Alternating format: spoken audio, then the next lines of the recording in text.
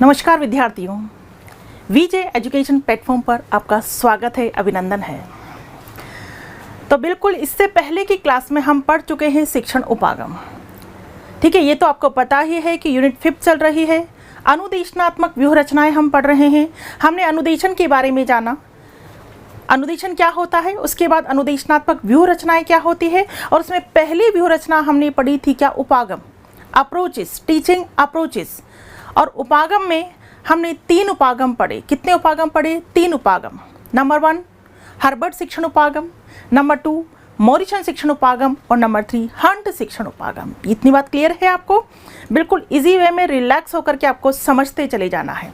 तो हर्बर्ट शिक्षण उपागम, नंबर 2 मॉरिसन शिक्षण उपागम, और नंबर 3 हंट शिक्षण उपागम हम पढ़ चुके हैं। जो पहला हमने पढ़ा था कौन सा, हर्बर्ट शिक्षण उपागम। एक बार देखिएगा आप इधर,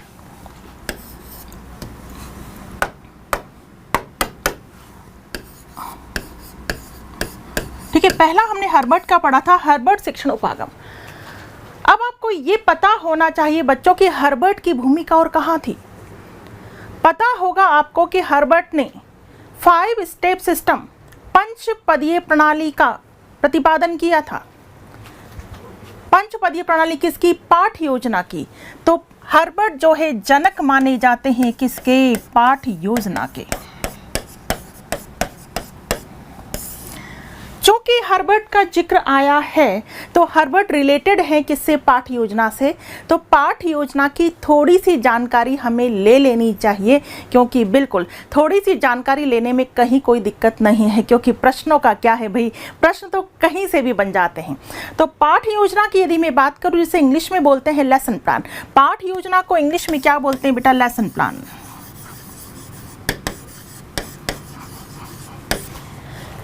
किसे कहते हैं पाठ योजना? बिल्कुल आपने बीएड किया है, पाठ योजना बनाई होगी आपने।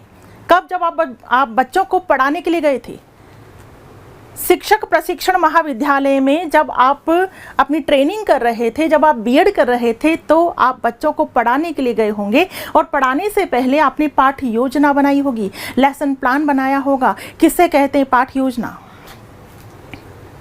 ऐसी योजना जो एक कालांश के लिए बनाई जाती है, इसीलिए इसे कालांश योजना भी कहते हैं। एक कालांश के लिए जो योजना बनाई जाती है, पाठ योजना। आप अपने कालांश का समय रखते थे 30 मिनट, 35 मिनट, जितना भी समय होता था। ठीक है, पाठ योजना। इतना आपको पता होना चाहिए कि पाठ योजना का सर्वप्रथम विचार उठा था गेस्टाल्टवादियों के मस्तिष्क में। किसके मस्तिष्क में? गेस्टाल्टवादियों के मस्तिष्क में विचार उठा। उनके अमूर्त विचार को मूर्त रूप प्रदान किया किसने? हर्बर्ट ने। गेस्टाल्टवादियों के अमूर्त विचार को मूर्त रूप किसने प्रदान किया? हर्बर्ट ने। 5 पदीय प्रणाली का प्रतिपादन किसने किया? हर्बर्ट ने। इसलिए पाठ योजना के जनक कौन माने जाते हैं? हर्बर्ट। जनक कौन माने जाते हैं? हर्बर्ट। छोटी सी चर्चा है, ये हमें करनी है पाठ योजना की। ठीक है, देखिए इधर, ऐसी योजना जो एक कालांश के लिए निर्मित की जाती है। किसके लिए? एक कालांश के लिए, एक कालांश के लिए, एक पीरियड के लिए। ठीक है, पीरियड्स होते हैं। एक कालांश के लिए निर्मित की जाती है, क्या कहलाती है? पाठ योजना कहलाती है। इसे कालांश योजना या प्रकरण की योजना भी कहते हैं। प्रकरण, टॉपिक, कोई भी एक टॉपिक का चयन किया जाता है पाठ योजना में कि आज आप इस कालांश में बच्चों को कौन सा टॉपिक पढ़ाने वाले हैं। ठीक है, तो कालांश या प्रकरण की योजना भी कहा जाता है। क्लियर है? पाठ योजना का विचार गेस्टाल्टवादियों के द्वारा प्रस्तुत किया गया। सबसे पहले पाठ योजना का विचार किसने प्रस्तुत किया था? गेस्टाल्टवादियों ने प्रस्तुत किया था। गेस्टाल्टवादियों के बारे में आप जानते हैं, नहीं जानते हैं तो जान लेना। ठीक है, अधिगम में एक गेस्टाल्ट सिद्धांत भी आप पढ़ते हैं, तो गेस्टाल्टवादियों के द्वारा प्रस्तुत किया गया था। गेस्टाल्टवादियों के अमूर्त विचार को हर्बर्ट ने, किसने? हर्बर्ट ने मूर्त रूप प्रदान किया। सर्वप्रथम हर्बर्ट, जिनका पूरा नाम, हर्बर्ट का पूरा नाम ध्यान रखना बच्चों, आप गलत नाम ध्यान रख लेते हैं। आप हर्बर्ट स्पेंसर ध्यान रखते हैं, हर्बर्ट स्पेंसर नहीं है। इनका पूरा नाम क्या है? J.F. हर्बर्ट। J.F. हर्बर्ट यानी जॉन फ्रेडरिच हर्बर्ट। ठीक है, जॉन फ्रेडरिच हर्बर्ट ने पाठ योजना की 5 पदीय प्रणाली प्रस्तुत की। इन्होंने पाठ योजना की 5 पदीय प्रणाली प्रस्तुत की, इसीलिए हर्बर्ट को पाठ योजना का जनक माना जाता है। सिंपल बात। अरे याद भी हो गई होगी ये बात तो आपको बेटा, सिंपल है। ऐसी योजना जो एक कालांश के लिए, एक पीरियड के लिए निर्मित की जाती है उसे क्या कहते हैं? पाठ योजना कहते हैं। इसे हम कालांश या प्रकरण की योजना, ठीक है, प्रकरण की योजना भी कहते हैं। तो पाठ योजना का सबसे पहले विचार किसके मस्तिष्क में उठा? गेस्टाल्टवादियों के। लेकिन उनके अमूर्त विचार को मूर्त रूप प्रस्तुत किसने किया? हर्बर्ट ने। हर्बर्ट जिनका पूरा नाम क्या है? जॉन फ्रेडरिच हर्बर्ट, ठीक है। इन्होंने पाठ योजना की पंचपदीय प्रणाली प्रस्तुत की, इसलिए हर्बर्ट को पाठ योजना का क्या माना जाता है? जनक माना जाता है। इतनी सी चर्चा आपको ध्यान रखनी है, ज़्यादा से ज़्यादा इतना और आप ध्यान रख लेना कि इनकी पंचपदीय प्रणाली में 5 पद कौन कौन से हैं। इतनी बात क्लियर है बेटा? पंचपदीय प्रणाली में 5 पद कौन कौन से हैं? देखिए इधर, हर्बर्ट पंचपदीय प्रणाली, 5 स्टेप सिस्टम। मूल पद, हम बात कर रहे हैं मूल पदों की। सबसे पहले क्या है? प्रस्तावना, उसके बाद प्रस्तुतिकरण, एज इट इज़ याद रख लेना, एज इट इज़, ठीक है, अलग से ये टॉपिक नहीं है आपके, सिंपल चर्चा ध्यान रखनी है। प्रस्तावना, प्रस्तुतिकरण, व्यवस्था, तुलना, सामान्यीकरण, इसी सीक्वेंस में ध्यान रखना है। नंबर 1 याद करते चले जाओ हाथों हाथ। नंबर 1 प्रस्तावना, नंबर 2 प्रस्तुतिकरण, नंबर 3 क्या है? व्यवस्था, नंबर 4 है तुलना और नंबर 5 है सामान्यीकरण। मूल पद ये थे, लेकिन मूल पद में क्या किया गया? संशोधन किया गया, ठीक है। इन्हें मूल पद में क्या किया गया? संशोधन। तो बेटा आपको संशोधित पद भी पता होने चाहिए। संशोधित पद क्या है? देखो, प्रस्तावना, प्रस्तुतिकरण, तुलना, सामान्यीकरण, अनुप्रयोग। अलग क्या जोड़ा है लास्ट में? ये अनुप्रयोग। प्रस्तावना, प्रस्तुतिकरण, ठीक है। मूल पद क्या थे अपने? मूल पद की मैं बात करूं, मूल पद क्या थे बेटा? क्या थे मूल पद? नंबर 1 क्या था? प्रस्तावना, नंबर 2 प्रस्तुतिकरण, नंबर 3 व्यवस्था, नंबर 4 तुलना और नंबर 5 सामान्यीकरण। ये मूल पद थे ना। संशोधित पद ये हैं, देखो पहला वही है प्रस्तावना, नंबर 2 प्रस्तुतिकरण, ठीक है, नंबर 3 पर तुलना ले लिया, यानी इसको हटा दिया, इसको हटा दिया, तुलना आ गया, फिर सामान्यीकरण आ गया और जोड़ किसको दिया? अनुप्रयोग को। किसको जोड़ दिया? अनुप्रयोग। आप ऐसे के ऐसे पद ध्यान रख लेना, संशोधित पद, ठीक है। मूल पद पहले ध्यान रखना, मूल पद नंबर क्या है? सबसे पहले प्रस्तावना की जाती है। प्रस्तावना, जब आप क्लास में एंटर होते थे बच्चों को पढ़ाने के लिए तो प्रस्तावना प्रश्न पूछते थे ना। प्रस्तावना प्रश्न पूछते हुए आज के टॉपिक पर आ जाते थे। प्रस्तावना प्रश्न पूर्व ज्ञान पर आधारित होते हैं, ठीक है। पूर्व ज्ञान पर आधारित होते हैं क्या प्रस्तावना प्रश्न? पूर्व ज्ञान पर आधारित प्रश्न आप पूछते थे और उसके द्वारा कहाँ पर आ जाते थे? टॉपिक पर आ जाते थे। फिर उस टॉपिक का क्या होता था? प्रस्तुतिकरण, प्रेजेंटेशन, ठीक है। प्रस्तुतिकरण किया जाता था, पूरे मैटर की व्यवस्था की जाती थी, तुलना और फिर सामान्यीकरण, ठीक है। ये मूल पद है, लेकिन संशोधित पद आप ये ध्यान रखना, बिल्कुल मूल पद और संशोधित। मूल पद प्रस्तावना, प्रस्तुतिकरण, व्यवस्था, तुलना, सामान्यीकरण, जबकि संशोधित पद क्या है? प्रस्तावना, प्रस्तुतिकरण, तुलना, सामान्यीकरण और अनुप्रयोग। इतनी बात क्लियर है? किसने बताए थे ये? हर्बर्ट ने, जॉन फ्रेडरिच हर्बर्ट, ठीक है। किसके द्वारा बताए गए? हर्बर्ट के द्वारा बताए गए। यहां तक की बात क्लियर? अब देखिए, ये जो पद थे तो हर्बर्ट की पंचपदीय प्रणाली में, ठीक है, हर्बर्ट की पंचपदीय प्रणाली में एससी मॉरिसन और बीएस ब्लूम के द्वारा क्या किया गया? संशोधन किया गया। मॉरिसन और बीएस ब्लूम के द्वारा क्या किया गया? संशोधन किया गया।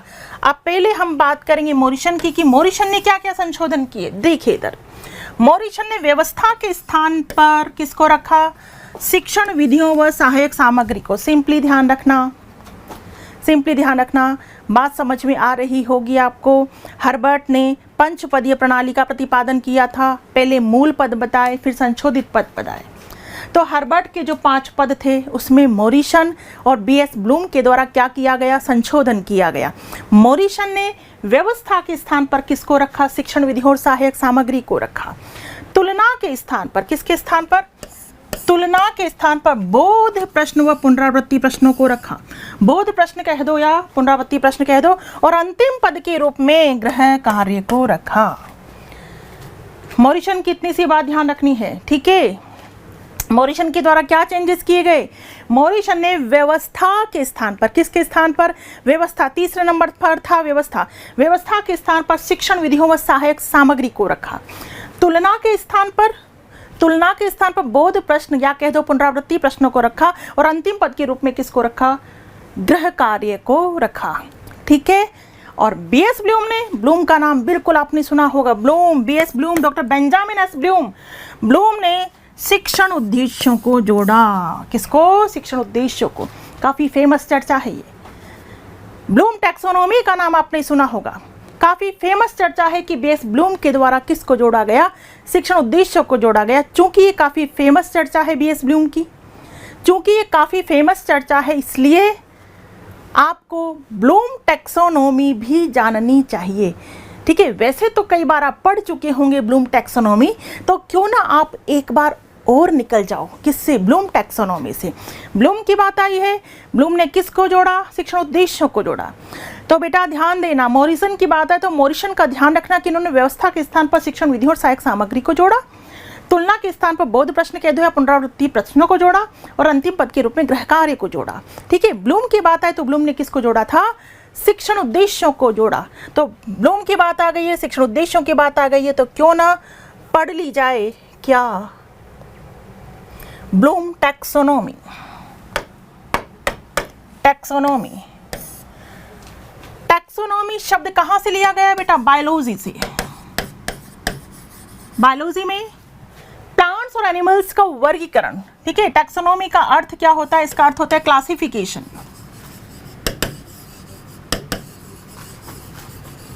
क्लासिफिकेशन यानी वर्गीकरण, ठीक है। टैक्सोनॉमी शब्द कहां से लिया गया? जीव विज्ञान से लिया गया, ठीक है। बायोलॉजी में प्लांट्स और एनिमल्स का वर्गीकरण करने के लिए टैक्सोनॉमी वर्ड का यूज किया जाता था। तो टैक्सोनॉमी का अर्थ क्या होता है? क्लासिफिकेशन। क्लासिफिकेशन यानी वर्गीकरण। तो हम पढ़ने जा रहे हैं उद्देश्यों का वर्गीकरण, ठीक है। तो बीएस ब्लूम ने कब? 1956 में प्रकाशित अपनी पुस्तक, बीएस ब्लूम की पुस्तक का नाम आपको ध्यान रखना है, taxonomy of educational objectives. BS Bloom की पुस्तक का नाम क्या है? टैक्सोनॉमी ऑफ एजुकेशनल ऑब्जेक्टिव्स के अंतर्गत शिक्षण के उद्देश्यों को कितने भागों में बांटा? 3 भागों में। कई बार पढ़े होंगे आपने, ठीक है। कितने भागों में बांटा? तो सिंपली ध्यान रखना, Bloom taxonomy, Bloom taxonomy, taxonomy का वर्ड कहाँ से लिया गया? बायोलॉजी से लिया गया है। और टैक्सोनॉमी अर्थ का क्या, शब्द का क्या अर्थ होता है? वर्गीकरण, क्लासिफिकेशन, ठीक है। तो बीएस ब्लूम ने 1956 में अपनी कौन सी पुस्तक के अंतर्गत टैक्सोनॉमी ऑफ एजुकेशनल ऑब्जेक्टिव्स के अंतर्गत शिक्षण के उद्देश्यों को कितने भागों में बांटा है बेटा? 3 भागों में। कौन कौन से? ज्ञानात्मक, भावात्मक, क्रियात्मक। Cognitive, affective and cognitive. Cognitive कह दो या साइकोमोटर। ज्ञानात्मक, भावात्मक और क्रियात्मक। कॉग्निटिव, अफेक्टिव एंड कॉग्निटिव या साइकोमोटर, ठीक है। ज्ञानात्मक की यदि हम बात करें तो ज्ञानात्मक के भी 6 पार्ट बताए हैं, भावात्मक को भी, ठीक है। भावात्मक की भी व्याख्या की गई, इसके भी 6 पार्ट बताए हैं, और क्रियात्मक के भी 6 पार्ट बताए गए हैं। ज्ञानात्मक की हम बात करें तो ज्ञानात्मक के 6 पार्ट किसने बताए? ठीक है, 1956 किसने बताए? BS Bloom. BS Bloom. और भावात्मक के 1964 में किसने? करथवाल। और क्रियात्मक के 1969 में किसने? सिम्पसन ने बताए। इतनी बात ध्यान रखने की है बेटा, क्योंकि पिन पॉइंटेड पढ़ा रही हूँ, और जो सिलेबस में नहीं है कई बार वो कुछ बातें हमें जानना जरूरी होता है, उनको जानने से आप कतई पीछे नहीं हटें। ये कॉमन चर्चा है, एक तरह से जीके है, जनरल नॉलेज है, जो आपको आनी चाहिए। क्लियर? तो ज्ञानात्मक 1956 बीएस ब्लूम के द्वारा वर्गीकरण किया गया। भावात्मक 1964 करथवाल के द्वारा किया गया। क्रियात्मक 1969 सिम्पसन के द्वारा किया गया। बात समझ में आ रही है? अगर आपसे पूछ लिया जाए ज्ञानात्मक, भावात्मक, क्रियात्मक, ये शिक्षण के ये 3 पक्ष किसने बताए, तो बेटा बीएस ब्लूम ने बताए हैं। बीएस ब्लूम ने शैक्षिक उद्देश्यों को कितने भागों में बांटा? 3 भागों में बांटा है, ज्ञानात्मक, भावात्मक और क्रियात्मक। अब बात आती है कि ज्ञानात्मक के जो 6 प्रकार बताए वो कब बताए गए? 1956 में किसके द्वारा बताए गए? बीएस ब्लूम के द्वारा ही बताए गए। भावात्मक के 6 प्रकार कब बताए गए? 1964 में किसने बताए? करथवाल ने बताए। और क्रियात्मक पक्ष के 6 प्रकार 1969 में किसके द्वारा बताए गए? सिम्पसन के द्वारा बताए गए। क्लियर? इनमें से सबसे ज्यादा जरूरी है आपको ज्ञानात्मक पक्ष को जानना। कौन से पक्ष को जानना? ज्ञानात्मक पक्ष को जानना बहुत ज़्यादा आवश्यक है। ठीक है, तो पक्ष सभी जान लीजिए एक बार। सबसे ज़्यादा इंपॉर्टेंट इसमें कौन सा पक्ष है बेटा? ज्ञानात्मक पक्ष है। क्लियर? तो आगे बढ़ेंगे हम। यस, देखिए ज्ञानात्मक पक्ष की हम बात कर रहे हैं। कौन से पक्ष की? ज्ञानात्मक पक्ष की बात कर रहे हैं। ज्ञानात्मक पक्ष शिक्षण के उद्देश्य। ठीक, तो जैसा कि अभी हमने पढ़ाई था कि 1956 में किसने बताए थे? बीएस ब्लूम ने। तो बीएस ब्लूम ने तो ये प्रकार बताई है, एनसीईआरटी के द्वारा भी बताए गए हैं बेटा। इसके अलावा आरसीईएम के द्वारा भी बताए गए हैं ज्ञानात्मक पक्ष के उद्देश्य। याद रखना है आपको। ज्ञानात्मक पक्ष के उद्देश्य बीएस ब्लूम ने क्या बताए हैं? नंबर 1 ज्ञान, नंबर 2 अवबोध, नंबर 3 अनुप्रयोग, नंबर 4 विश्लेषण, नंबर 5 संश्लेषण और फिर मूल्यांकन। ठीक है, ज्ञान, अवबोध, अनुप्रयोग, विश्लेषण, संश्लेषण, मूल्यांकन। ठीक, ज्ञान, ज्ञान ग्रहण करना, अवबोध, उसे अच्छे से समझना, धारण करना, अनुप्रयोग, सीखे हुए ज्ञान का प्रयोग करना, विश्लेषण, खंडों में विभक्त करके पढ़ना, संश्लेषण, उसका सारांश, समरी, समीक्षा करना और लास्ट में क्या है? मूल्यांकन। ये किसने बताए थे? बीएस ब्लूम ने।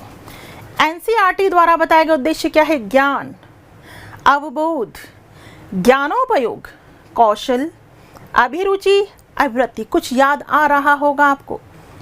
जब आप पाठ योजना बनाते थे तो पाठ योजना में कौन से लिखते थे उद्देश्य? अरे बीएस ब्लूम का वर्गीकरण लिखते थे बेटा, या एनसीईआरटी का लिखते थे, या आरसीईएम का लिखते थे? बता सकते हैं आप कि जब आपने पाठ योजना बनाई, जब आपने बीएड किया, आपने उद्देश्य लिखे होंगे। स्टार्टिंग में उद्देश्य लिखे जाते हैं। किसके उद्देश्य आपने लिखे थे? बिल्कुल एनसीईआरटी, ये लिखे थे। पहले आरसीईएम के भी देख लीजिए, इन्होंने 4 उद्देश्य बताए हैं, ज्ञान, अवबोध, ज्ञानोपयोग, यानी इन तीनों को जोड़कर वहाँ क्या बना दिया? सृजनात्मकता। ठीक है, कौशल, अभिरुचि, अभिवृत्ति के लिए वहाँ वर्ड क्या यूज कर लिया? सृजनात्मकता। बात क्लियर है? पहले देखिए, ज्ञान, अवबोध ये सबसे निम्न स्तर के हैं, अनुप्रयोग, विश्लेषण मध्य स्तर हो गए, संश्लेषण, मूल्यांकन उच्च स्तर हो गए। ठीक है, उच्च स्तर हो गए। इनको हम इनपुट प्रोसेस भी कह सकते हैं। ठीक है, ज्ञान, अवबोध ना, टीचर ज्ञान प्रदान करता है, बच्चों को समझाता है, फिर प्रक्रिया में क्या होता है? उस ज्ञान का प्रयोग किया जाता है। कौशल, अभिरुचि, अभिवृत्ति क्या है? आउटपुट। बच्चा जब सीख जाता है तो बच्चा क्या परिणाम दे रहा है, क्या कर रहा है, आउटपुट में आ जाते हैं। तो अगर आपको पता होगा तो बीएड में बिल्कुल हम जो है उद्देश्य लिखते थे, है ना? आप उद्देश्य लिखते थे कि सबसे पहले आपने क्या लिखा? ज्ञान। ज्ञान के आगे क्या लिखते थे? विद्यार्थी प्रत्यास्मरण कर सकेंगे, प्रत्याभिज्ञान कर सकेंगे, क्रियासूचक शब्द जो थे वो वहां आते थे। ऐसा कर सकेंगे, वैसा कर सकेंगे, परिभाषित कर सकेंगे, अंतर कर सकेंगे, तुलना कर सकेंगे, चित्र बना सकेंगे, चार्ट बना सकेंगे, ऐसा लिखते थे ना आप? बिल्कुल ऐसा लिखते थे। तो हम जो बीएड में यूज करते हैं उद्देश्य, वो कौन से उद्देश्य यूज करते हैं? एनसीईआरटी वाले उद्देश्य use. What is the full form of NCERT? लिखी हुई है, national council of educational research and training. ठीक है, और RCEM, regional college of education Mysore, regional college of education Mysore. ठीक है, इतनी बात आपको समझ में आ गई होगी। बेटा ज्ञानात्मक पक्ष की बात चल रही है और ज्ञानात्मक पक्ष के उद्देश्यों की बात करें तो ज्ञानात्मक पक्ष के उद्देश्य बीएस ब्लूम के भी द्वारा बताए गए हैं, एनसीईआरटी के द्वारा बताए गए हैं और आरसीईएम के द्वारा बताए गए हैं। पाठ योजना के अंतर्गत कॉलेजेस में जो उद्देश्य यूज किए जाते हैं वो एनसीईआरटी वाले यूज किए जाते हैं। ज्ञान, अवबोध, ज्ञानोपयोग, कौशल, अभिरुचि, अभिवृत्ति। तो क्यों ना हम ये भी जान लें कि ज्ञान की जो क्रियाएं या क्रियासूचक शब्द होते हैं वो क्या क्या होते हैं। जैसे ज्ञान में प्रत्यय स्मरण कर सकेंगे, प्रत्याभिज्ञान कर सकेंगे। जब बच्चा अवबोध कर लेगा तो क्या कर सकेगा, जब बच्चा ज्ञानोपयोग कर लेगा तो क्या कर सकेगा, ठीक है, वो भी हम जान लेते। इतनी चर्चा आपके समझ में आ गई होगी बिना किसी कंफ्यूजन के, बिल्कुल स्पष्ट है, बिल्कुल क्लियर है। ठीक, चलिए आगे बढ़ेंगे। ये देखिए एनसीईआरटी की ही बात कर रहे हैं हम बेटा। मैंने कहा ना कॉलेजेस में एनसीईआरटी के उद्देश्य यूज होते हैं, तो पहला क्या है, ज्ञान। तो ज्ञान की जो कार्य सूचक क्रियाएं हैं, एक्शन वर्ब्स जो है वो क्या है, प्रत्यय स्मरण कह दो या पुनः स्मरण। विद्यार्थी पुनः स्मरण कर सकेगा। अगर बच्चे ने ज्ञान ग्रहण कर लिया तो वो पुनः स्मरण कर सकेगा। अच्छा, इसका आंसर ये है। परिभाषा, ऐसी कैसी परिभाषा दे सकेगा, नाम बताना, प्रत्याभिज्ञान कह दो या पहचान, पहचान कर सकेगा कि इसका सही आंसर क्या है। ठीक है, पहचान कर सकेगा। तो ज्ञान के अंतर्गत क्या क्या जाता है, प्रत्यय स्मरण कह दो या पुनः स्मरण करना, परिभाषा दे सकेगा, किसी जगह का नाम बता सकेगा, ठीक है, प्रत्याभिज्ञान या पहचान कर सकेगा। ये एक्शन वर्ब्स किसके अंतर्गत आती हैं, ज्ञान के अंतर्गत। थोड़ा याद रखना पड़ेगा आपको, सिंपली याद रख लेना। ठीक, उसके बाद हम बात करते हैं बोध कह दो या अवबोध। इंग्लिश में बोलते हैं कॉम्प्रिहेंशन। अवबोध करना, धारण करना। जब बच्चा बोध कर लेता है तो वो अंतर कर सकता है, दो तथ्यों के बीच अंतर कर सकता है, वो तुलना कर सकता है, वो स्पष्टीकरण कर सकता है। स्पष्ट करना यानी व्याख्या, व्याख्या करना। और व्याख्या करने का सबसे बेस्ट तरीका क्या होता है, उदाहरण देना। उदाहरण देना, उदाहरण देने से बहुत अच्छा एक्सप्लेनेशन होता है। उदाहरण देना, विश्लेषण करना, त्रुटि का पता लगाना, वर्गीकरण करना, सारांश देना, अपने शब्दों में बताना। ये सारी एक्शन वर्ब्स किसके अंतर्गत आती है, बोध के अंतर्गत।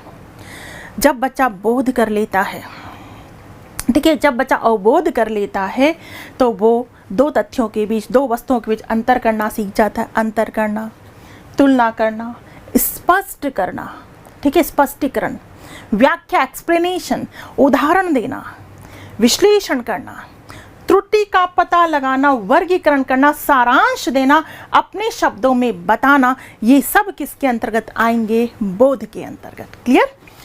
अब आ जाइए ज्ञानोपयोग, एप्लीकेशन। एप्लीकेशन, ज्ञान का प्रयोग करना। प्राप्त ज्ञान का दैनिक जीवन में क्या करना, प्रयोग करना। सिंपल है, याद रखने की आवश्यकता नहीं, शब्द से पता लग जाएगा। नवीन परिस्थितियों में प्रयोग करना। त्रुटि का पता लगाकर समाधान करना। यहाँ केवल त्रुटि का पता लगाना आ रहा है, लेकिन यहाँ तो त्रुटि का पता लगाकर क्या होगा, ज्ञान अप्लाई होगा और उसका क्या होगा, समाधान होगा। प्रदर्शन करना, खोजना, भविष्यवाणी करना, ये सब किस में आएंगे बेटा, ज्ञानोपयोग में। ठीक है, सीखे हुए ज्ञान का दैनिक जीवन में क्या करना, प्रयोग करना, नवीन परिस्थितियों में प्रयोग करना, और त्रुटि का पता लगाकर उसका क्या करना, समाधान करना। प्रदर्शन करना, खोजना, भविष्यवाणी करना, ये सब किसके अंतर्गत आएंगे, ज्ञानोपयोग। कितने उद्देश्य हो गए, 3 उद्देश्य। ठीक, आगे चलेंगे। नेक्स्ट उद्देश्य क्या है हमारा, कौशल। कौशल, उपकरणों को व्यवस्थित करना, उपकरणों को व्यवस्थित करना। ठीक है, सारणी बनाना, चित्र, चार्ट, मानचित्र, मॉडल आदि बनाना, ये सब कौशल में आ जाएगा, स्किल में आ जाएगा। ठीक है, जितने भी उपकरण हैं उनको मैनेज करना, व्यवस्थित करना, सारणी बनाना, चित्र बनाना, चार्ट बनाना, मानचित्र, मॉडल बनाना, ये सब किस में आ जाएंगे, कौशल में आ जाएंगे। नेक्स्ट है हमारा अभिरुचि, एप्टीट्यूड। अभिरुचि, जिज्ञासा विकसित करना, महान विद्वानों की जीवनियाँ पढ़ना, क्योंकि अंदर से अभिरुचि होगी तो महान विद्वानों की जीवनियाँ पढ़ना। ठीक है, नवीन साहित्य पढ़ना, पुस्तकालयों में जाकर अध्ययन करना, अध्यापक और विद्यार्थी के मध्य निकटता आना, ये सब किस में आ जाएगा, अभिरुचि में। अभिरुचि, एप्टीट्यूड। ठीक है, अंदर से पढ़ने की इच्छा जागृत होती है तो ये जिज्ञासा विकसित होना, महान विद्वानों की जीवनियाँ पढ़ना, नवीन साहित्य पढ़ना, पुस्तकालयों में जाकर अध्ययन करना, और अध्यापक और विद्यार्थी के मध्य निकटता आना। ठीक है, नेक्स्ट है अपना अभिवृत्ति, एटीट्यूड, नजरिया। धनात्मक या कह दो सकारात्मक, आशावादी व वैज्ञानिक दृष्टिकोण विकसित करना। ठीक है, धनात्मक, आशावादी व वैज्ञानिक दृष्टिकोण विकसित करना। ये हुई एक्शन वर्ब, यानी बीएस ब्लूम ने 3 पक्षों की बात की थी, ज्ञानात्मक, भावात्मक और क्रियात्मक। ज्ञानात्मक पक्ष को हम पूरी तरह से समझ चुके हैं बेटा। ज्ञानात्मक पक्ष का वर्गीकरण बीएस ब्लूम के द्वारा भी किया गया, एनसीईआरटी के द्वारा भी किया गया और आरसीईएम के द्वारा भी किया गया। ठीक है, सबसे ज़्यादा मान्य है एनसीईआरटी द्वारा जो वर्गीकरण किया गया है ज्ञानात्मक उद्देश्यों का वो। तो एनसीईआरटी ने जो उद्देश्य बताए हैं उसकी एक्शन वर्ब्स क्या क्या होती हैं ये चर्चा भी हम कर चुके हैं। इतनी बात क्लियर। तो ज्ञानात्मक पक्ष हमारा कंप्लीट हुआ। अब बचते हैं कौन से पक्ष, भावात्मक और क्रियात्मक। इनको नॉर्मल वे में देखना है हमें। तो चलो देख लेते हैं हम कौन से पक्ष को, भावात्मक पक्ष। भावात्मक पक्ष में कौन कौन से उद्देश्य आ जाते हैं। ठीक है, भावात्मक में कौन कौन से 1964 में वर्गीकरण हुआ था ये। नंबर 1 आग्रहण कह दो या अनुकरण, नंबर 2 अनुक्रिया, अनुमूल्यन, विचारणा, व्यवस्था या संगठन, चारित्रीकरण। इसी तरह से याद रखना है भावात्मक। जैसे सिंपल मैं आपको एक उदाहरण देकर समझाना चाहूँ अगर, तो मान लीजिए कि आप टीचर बन गए हैं और आप क्लास में पढ़ा रहे हैं, लेकिन एक बच्चा बड़ा शैतान है, शैतानी करता रहता है, ना खुद पढ़ता है ना दूसरों को पढ़ने देता है। तो आपने ये सोचा कि इस बच्चे में सुधार लाना है, लेकिन आप एक समझदार शिक्षक हैं, आपको मनोविज्ञान का ज्ञान है। पूरी क्लास के सामने यदि आप उसे डांटोगे तो उसमें कभी भी परिवर्तन नहीं आएगा। इसलिए आपने उसे क्या किया, अलग से अपने ऑफिस में उस बच्चे को बुलाया और उसे बड़े प्यार से समझाया कि बेटा आप बहुत अच्छा पढ़ सकते हो, आप इंटेलिजेंट हो, लेकिन आप शैतानी करते हो, ना खुद पढ़ते हो ना दूसरों को पढ़ने देते हो। आपका नुकसान होता है, दूसरों का नुकसान होता है, जबकि आप बहुत आगे बढ़ सकते हो, आप अपने माता पिता का नाम रोशन कर सकते हो। बड़े भावात्मक तरीके से आपने उसे समझाया, तो उसने आपकी बात को क्या किया, ग्रहण कर लिया, आग्रहण। ठीक है, आग्रहण कर लिया। ठीक है, ग्रहण कर लिया। फिर उसने ग्रहण करने के बाद बहुत अच्छा क्या दिया, रेस्पॉन्स दिया, अनुक्रिया की यस। क्योंकि बच्चे को जब अलग से पूरी क्लास में यदि आप प्यार से भी समझाओगे ना बच्चे को, तो उसे लगेगा उसकी इंसल्ट उसको फील होगी कि मेरी इंसल्ट हो रही है यहाँ। अगर बच्चे में हकीकत में हम अंदर से सुधार चाहते हैं, उसे अलग से बात करें, उसे अलग से समझाएं, तो वो केवल आप पर फोकस करेगा, आपकी बात को सुनेगा और समझेगा। तो उस बच्चे ने आपकी बात को क्या किया, ग्रहण किया और रेस्पॉन्स, अच्छा रेस्पॉन्स दिया। फिर वो घर गया और घर जाकर के और सोचा कि यस टीचर ने मुझे क्या क्या बोला। आपकी बात को उसने वैल्यू दी कि जो भी बोला टीचर ने सही बोला। उसने आपकी बात को वैल्यू दी, उस पर पूरी तरह से क्या किया, विचार किया और फिर अपने सारे मैटर को पढ़ाई करना शुरू किया। अपने सारे मैटर को पूरी तरह से संगठित किया, जो होमवर्क था वो किया, जो याद करने के लिए दिया गया था वो किया, संगठित किया। इट मीन्स उसके क्या हो गया, चरित्रीकरण हो गया, कैरेक्टराइजेशन हो गया, उसके चरित्र में क्या आ गया, परिवर्तन आ गया। ये सिंपल मैंने एक उदाहरण दिया था ताकि आपको याद रह सके कि जब आपने इस बच्चे को प्यार से समझाया तो उसने क्या किया, आग्रहण किया। जब उसने ग्रहण किया तो उसने बहुत अच्छा क्या दिया, रेस्पॉन्स दिया, अनुक्रिया। घर गया तो उसने आपकी बात को वैल्यू दी, अनुमूल्यन, वैल्यू दी, पूरी तरह से और विचारने लगा और फिर अपने सारे मैटर को, सारी स्टडी को क्या किया, व्यवस्थित किया। इट मीन्स क्या हो गया, चारित्रीकरण हो गया। तो इसी तरह से आप भावात्मक पक्ष को बहुत अच्छे से याद रख सकते हैं। यही याद रखना है, इसमें और कुछ नहीं जानना है, और कुछ भी नहीं जानना है। क्लियर। चलो एक और पक्ष बचा है हमारा, कौन सा पक्ष, क्रियात्मक पक्ष। कौन सा, क्रियात्मक। तो ज्ञानात्मक हो गया, भावात्मक यानी अंदर से परिवर्तन आ गया। अब आता है क्रियात्मक पक्ष। क्रियात्मक पक्ष में नंबर 1 है उद्दीपन, फिर है कार्य करना, फिर है नियंत्रण, समायोजन, स्वाभाविकरण और आदत निर्माण। यहाँ भी एक एग्जाम्पल के जरिए आप समझ सकते हैं। मान लीजिए बच्चे के सामने उद्दीपन है, क्या बच्चे को साइकिल चलाना नहीं आता, लेकिन उसने देखा कि दूसरे वाले बच्चे को या उसके साथी को साइकिल चलाना आता है। ठीक है, तो उसको देखकर उसके मन में क्या हुई, हलचल। उद्दीपन वही चीज होती है जिसको देखकर बच्चे के अंदर हलचल होती है, उद्दीपन क्रिएट हो जाता है बच्चे के अंदर कि यस मुझे भी ऐसा करना है। ठीक है, जस्ट अगर हम बात करें बेटा, एक शब्द होता है उद्दीपक, ठीक है, और एक शब्द होता है उद्दीपन। उद्दीपक और उद्दीपन। उद्दीपक तो जैसे बच्चे ने देखा कि उसका साथी साइकिल चला रहा है, वो क्या है? उद्दीपक। उसको देखकर उसके अंदर क्या हुई? हलचल कि मुझे भी ऐसा करना है। क्या क्रिएट हुआ? उद्दीपन। उद्दीपक को देखकर स्वयं के अंदर होने वाली हलचल को क्या कहते हैं? उद्दीपन कहते हैं। तो बच्चे के अंदर उद्दीपन क्रिएट हो गया कि मुझे साइकिल सीखनी है। फिर उसने कार्य करना शुरू किया।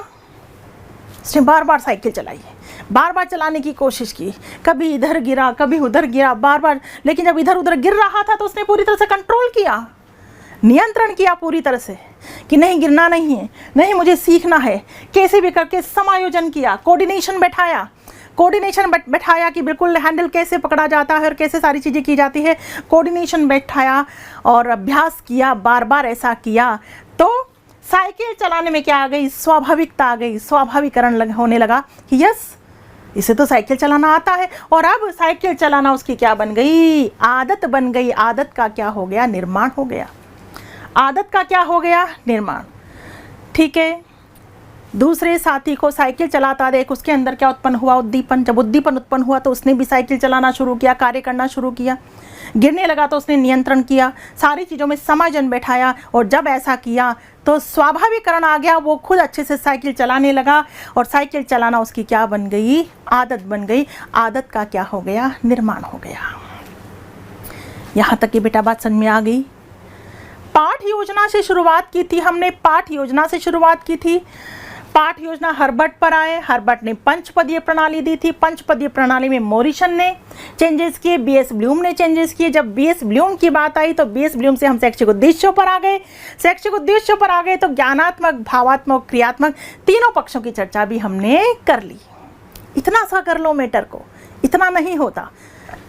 अभ्यास करो, प्रैक्टिस करो, अच्छे से जानो, समझो, सुनो तो इतना सा मैटर हो जाता है। ठीक, अगर आप चाहें तो मैं एक बार आज का पढ़ाया हुआ तुरंत वापस रिवाइज कर देती हूँ। देखिए इधर, ये देखिए, पाठ योजना से शुरुआत की थी। किसे कहते हैं पाठ योजना? पाठ योजना किसे कहते हैं पता होना चाहिए। जो एक कालांश के लिए बनाई जाती है वो पाठ योजना कहलाती है। इसे हम कालांश योजना या प्रकरण की योजना भी कहते हैं। तो पाठ योजना का सबसे पहले विचार गेस्टाल्टवादियों के मस्तिष्क में उत्पन्न हुआ। उनके अमूर्त विचार को मूर्त रूप किसने दिया? हर्बर्ट ने दिया। हर्बर्ट का पूरा नाम क्या था? John Friedrich Herbert. और हर्बर्ट ने पंचपदीय प्रणाली प्रस्तुत की। इसीलिए किसको, हर्बर्ट को पाठ योजना का क्या माना जाता है? जनक माना जाता है। पंचपदीय प्रणाली में 5 पद, मूल पद कौन से थे? नंबर 1 प्रस्तावना, नंबर 2 प्रस्तुतिकरण, नंबर 3 व्यवस्था, नंबर 4 तुलना और नंबर 5 सामान्यीकरण। ठीक है। मूल पद के बाद क्या आ गए थे? संशोधित पद। नंबर 1 प्रस्तावना, फिर प्रस्तुतिकरण, तुलना, सामान्यीकरण और फिर अनुप्रयोग। ये कौन से? संशोधित पद। तो हर्बर्ट की पंचपदीय प्रणाली में मॉरिसन के द्वारा और बीएस ब्लूम के द्वारा क्या किया गया? संशोधन किया गया। मॉरिसन की अगर हम बात करें तो मॉरिसन ने व्यवस्था के स्थान पर किसको रखा? शिक्षण विधियों व सहायक सामग्री को रखा।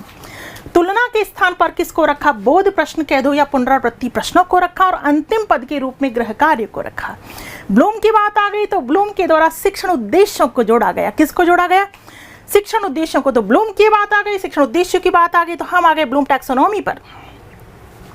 ब्लूम टैक्सोनॉमी, टैक्सोनॉमी शब्द कहाँ से लिया गया है? जीव विज्ञान से लिया गया है, बायोलॉजी से लिया गया है। और टैक्सोनॉमी का अर्थ क्या होता है? क्लासिफिकेशन अर्थ होता है, वर्गीकरण अर्थ होता है। तो बीएस ब्लूम ने 1956 में अपनी कौन सी पुस्तक के अंतर्गत taxonomy of education objectives, taxonomy of education objectives के अंतर्गत शिक्षण के उद्देश्यों को कितने भागों में बांटा? 3 भागों में बांटा, ज्ञानात्मक, भावात्मक और क्रियात्मक। ज्ञानात्मक पक्ष का जो वर्गीकरण है वो किसने किया? 1956 में किसने किया? बीएस ब्लूम ने। भावात्मक का 1964 में करथवाल ने और क्रियात्मक का 1969 में सिम्पसन ने। ठीक है। सबसे पहले ज्ञानात्मक पक्ष की चर्चा हम करेंगे। तो ज्ञानात्मक पक्ष के उद्देश्य किस किस ने बताए हैं? बीएस ब्लूम ने बताए हैं, एनसीईआरटी ने बताए हैं और आरसीईएम ने बताए हैं।